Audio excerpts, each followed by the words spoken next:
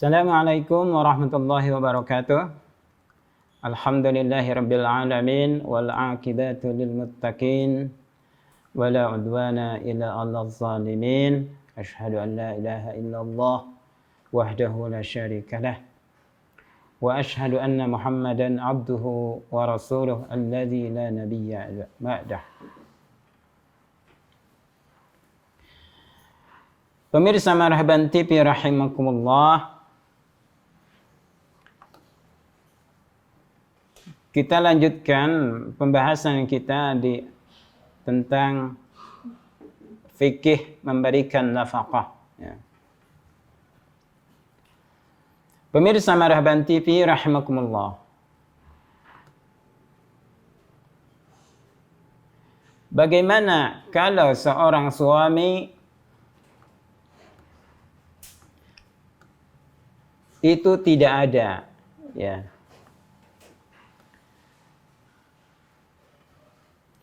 Suami misalnya menghilang, ya, dia tidak memberikan nafkah, dia tidak memberikan apalagi kabar-kabar, tidak memberikan nafkahnya.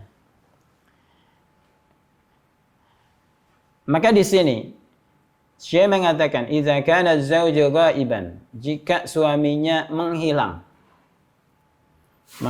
tanpa kabar, menghilang tanpa memberikan nafkah, walahu malun ma'lumun, dan dia punya harta, ya, punya hartanya nih, ya, rumahnya ada, atau usahanya ada, mobilnya ada, atau tanahnya ada, dan sebagainya. Maka harta itu diinfakkan atas istrinya dengan perintah hakim. Jadi istrinya harus datang ke hakim, maksudnya ke pengadilan agama. Fahakim, suami saya 3 bulan tidak datang, ya, saya tidak berikan nafkah, saya tidak berikan belanja hidup, ya. Maka hakim ini memutuskan kalau suaminya punya harta, hartanya boleh dijual untuk memenuhi kebutuhan hidupnya. Tapi wa illam yakun lizawjil ghaib malun ma'lumun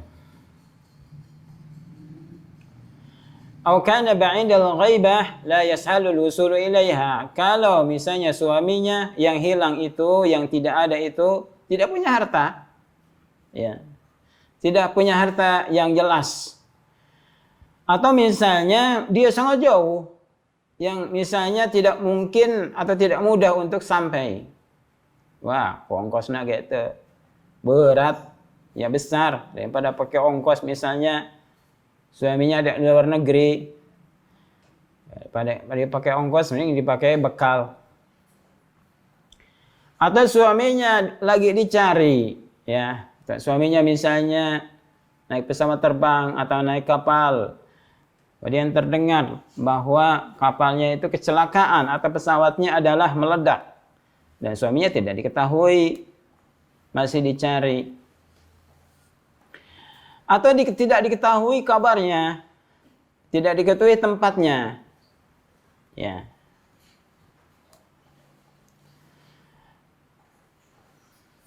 Dan suaminya itu tidak memiliki harta yang bisa diinfakkan untuk suaminya, untuk istrinya. Maka di sini istrinya berhak meminta cerai, ya. Minta cerai. Dia harus datang kepada pengadilan agama, jelaskan keadaannya, maka di sini qadhi atau hakim memberikan keputusan, yaitu, ya, menceraikan, memutuskan cerai, tentu dengan diberikan waktu.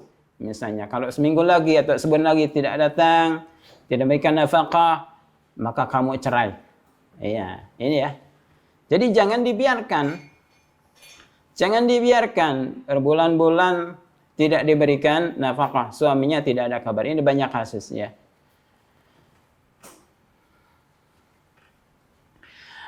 Kemudian kasus yang berikutnya adalah bagaimana kalau suaminya ini bakhil, ya, cap jahe, meregehese, atau buntut kasiran. Sebagaimana ketentuan syariat, ijma' para ulama bahwa wajib seorang suami memberikan nafkah kepada istrinya sesuai dengan kemudahan dan kesulitannya. Nah, kalau ada seorang suami yang koret itu bakhil atau kikir, ya, dia tidak melakukan atau tidak memenuhi kebutuhan istrinya, atau meninggalkannya tanpa nafkah, tanpa adanya hak, ya, maka wanita ini berhak, dia meminta kepada hakim, dia datang ke pengadilan agama, ya, meminta kepada suaminya memenuhi apa yang menjadi kewajiban nafkahnya, baik makanan, pakaian, ya, tempat tinggal dan sebagainya.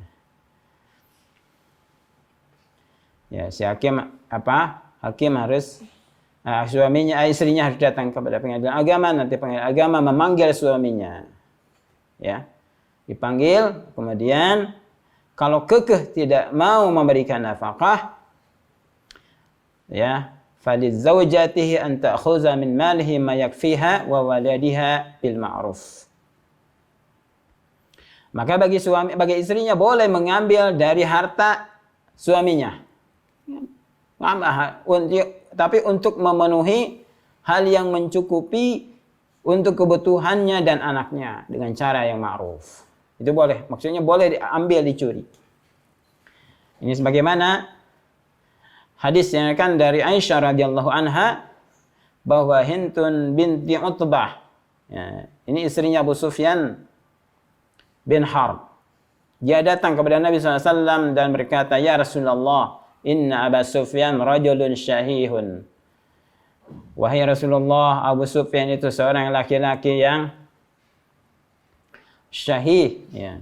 Syahih itu adalah di atas bakhil. Ya. Jadi sangat koret. Sangat kikir. Jadi boro-boro untuk orang lain. Untuk keluarganya saja, tidak mau memberikan infak, memberikan nafkah, memberikan biaya hidup, ya. Masya Allah, ini Hindun binti Utbah ini adalah mantu, ya, karena anaknya Ummu Habibah adalah istri Nabi Sallallahu Alaihi Wasallam. Wahai Rasulullah, bahwa Abu Sufyan ini rajulun syahihun, laisa yu'tini ma yukfini wa waladi. Dia tidak memberikan kepadaku apa yang mencukupiku dan anak-anakku. Iya. Illa ma akhadtu minhu, kecuali apa yang aku ambil darinya. Wa huwa la ya'lamun. Wa huwa la ya'lamu, dan dia tidak tahu. Ya. Maka kalau kata Nabi, khudhi ma yakfiki wa waladaki bil ma'ruf. Boleh kamu ngambil apa yang mencukupi kepadamu dan anak-anakmu dengan cara yang ma'ruf. Ya. Ini kalau laki-lakinya atau suaminya adalah sangat koret, sangat kikir, ya. Ini boleh diambil boleh diambil hartanya. Tapi istrinya harus datang dulu kepada siapa? Kepada qadhi. Dalam hal ini Hindun datang kepada Rasulullah SAW, Rasulullah sebagai qadhi. Rasulullah membolehkan mengambil harta suaminya yang mencukupi untuk diri dan anak-anaknya. Itu. Jadi salah kalau istrinya, misalnya suaminya bagir memberikan nafkah, masih juga suka mencuri. Wah, ini keterlaluan istrinya, ya. Ini disamakan dengan mencuri. Enggak boleh. Ya, ini perhatian ibu-ibu, ya. Kemudian kondisi infak kepada istri. Seorang suami memberikan infak kepada istrinya ini setidaknya ada 7 kondisi. Pertama, suami wajib memberikan infak kepada istrinya apa-apa yang menjadi kebaikan bagi istrinya. Ya. Hal ini berbeda dengan sesuai dengan keadaan zaman, keadaan tempat, ya, kondisi, situasi, keadaan, adat istiadat, ya, perubahan peradaban, budaya, atau keadaan suami, ya, atau kaya dia atau miskin, penghasilannya besar atau kecil atau sedang atau menengah, mencukupi atau tidak. Nah, ini ya. Yang kedua, wajib kondisinya, wajib seorang suami memberikan nafkah kepada istrinya yang dicerai dengan cara raj'i. Dengan cara raj'i, yaitu dengan cerai hidup, cerai satu, atau cerai dua. Maka istrinya masih berhak mendapatkan nafkah dari suaminya. Wajib memberikan nafkah pakaiannya, ya.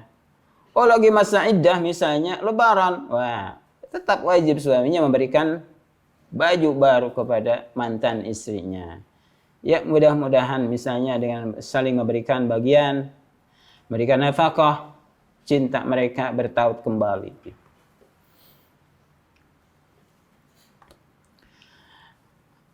Yang ketiga, kondisi ketiga adalah istrinya yang dicerai dengan cerai bain. Ya. Dengan cerai bain. Itu cerai atau tolak 3. Ya. Atau fasakh. Nah, ini fasakh. Apa fasakh itu? Adalah perpisahan suami istri tanpa adanya perceraian.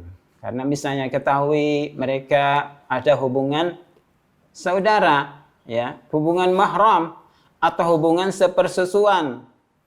Maka ini fasakh. Atau karena li'an, saling melaknat. Nanti insya Allah akan bahas tentang li'an. Apa itu li'an, ya? Saling melaknat. Wanita yang mula'anah, yang dilaknat. Nah, ini hukumnya fasakh. Nah, kalau wanita ini yang talak bain atau fasakh, ya, kalau hamil masih tetap wajib diberikan nafkah, ya. Kalau hamil nih, misalnya seorang suami istri setelah ditelusuri mereka sepersusuan, masih hubungan sepersusuan, ya, maka ini fasakh, istrinya hamil. Maka tetap istrinya, mantan istrinya ini wajib diberikan nafkah oleh suaminya. Ya. Akan tetapi kalau tidak hamil, maka tidak wajib diberikan nafkah. Ya.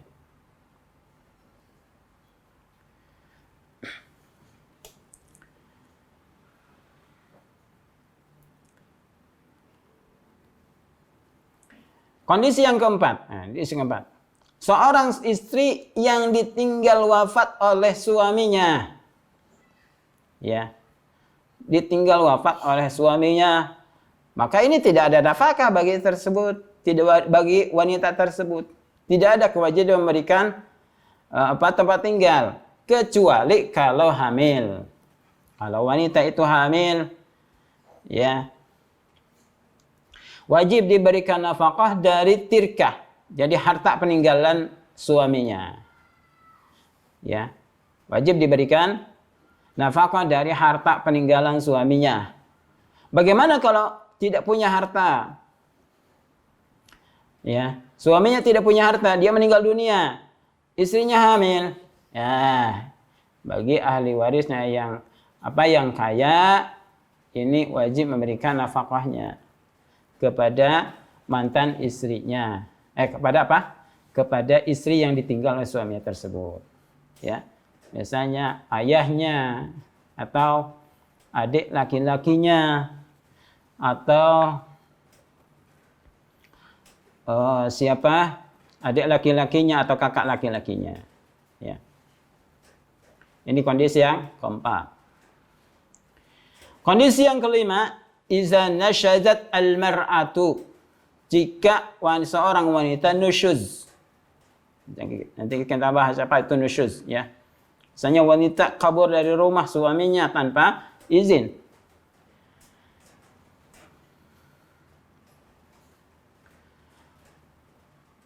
atau dia di penjara misalnya, maka ini gugur tidak diberikan nafkah, kecuali kalau hamil. Nah, hamil wajib diberikan nafkah. Ya. Kondisi yang keenam adalah jika seorang suami menghilang dan dia tidak memberikan nafkah kepada istrinya, ya, maka wajib memberikan nafkah apa yang telah lalu. Ya, misalnya Bang Toyib gak pulang-pulang 3 bulan, tidak ada kabar. 3 bulan kemudian dia baru datang nongol. Ya. Wah, utang udah rawai ke mana nih, ya, udah ke warung, ke tetangga, ke saudara, ya. Maka ini wajib suaminya membayarkan utang, ya, yang sudah rawai tersebut. Maaf ya orang yang luar Sunda kalau tidak ngerti rawai itu apa ya. Kondisi yang ketujuh adalah seorang istri boleh meminta cerai dari suaminya kalau suaminya sulit memberikan nafkah. Ya. Sulit memberikan nafkah. Misalnya ini maaf nih, ada seorang istri misalnya, suaminya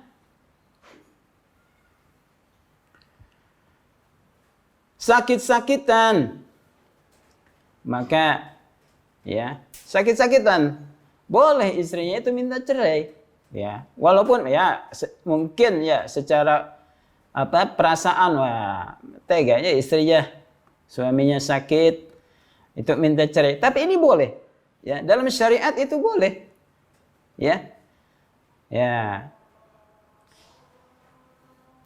Atau dia menghilang, suaminya menghilang, tidak meninggalkan nafkahnya, atau ada kesulitan dalam mengambil hartanya, maka boleh, ya, seorang istri mengajukan datang ke pengadilan agama, dia menggugat cerai, ya, pasah dari suaminya. Ini boleh, hukumnya itu boleh, karena tidak memberatkan kepada istri, ya, tidak boleh istrinya misalnya jadi tulang punggung keluarga, ya. Tidak hanya jadi tulang rusuk, bahkan jadi tulang punggung, ya, bahkan jadi tulang betis. Nah, ini tidak boleh. Sebagaimana hadis yang diriwayatkan dari Sa'id bin Musayyab, ya, pernah ditanya tentang seorang laki-laki yang tidak bisa mendapati apa yang dia infakkan kepada keluarganya. Maka beliau menjawab, yufarraqu bainahuma, dipisahkan antara keduanya. Ya. Kemudian dikuatkan dari riwayat Sa'id bin Mansur dari Sufyan dari Abu Zinad radhiyallahu anhu, dia berkata, aku pernah bertanya kepada Sa'id bin Musayyab, apakah itu sunnah? Beliau menjawab, sunnah, ya. Jadi kan demikian, ini boleh seorang suami, seorang istri jika, ya, jika seorang suaminya tidak bisa memberikan nafkahnya.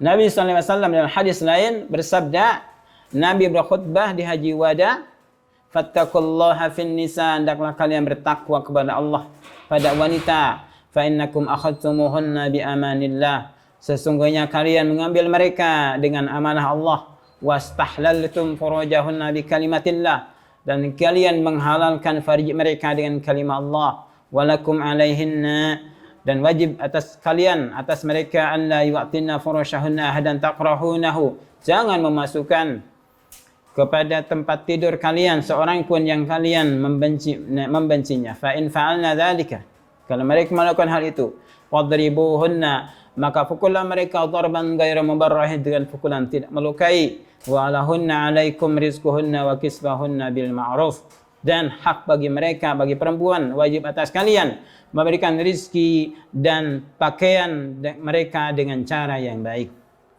Hadis saya diriwayatkan oleh Imam Muslim rahimahullah ta'ala dalam sahihnya. Pemirsa Marhaban TV, ini yang bisa saya sampaikan, mudah-mudahan manfaatnya. ya, khusus untuk pribadi, saya pribadi, ya, untuk dan umumnya untuk pemirsa Marhaban TV dimanapun Anda berada. Semoga terutama kepada bapak-bapak dalam mencari nafkah dengan cara yang benar sesuai dengan tuntunan syariat Islam. Demikian, Assalamualaikum warahmatullahi wabarakatuh.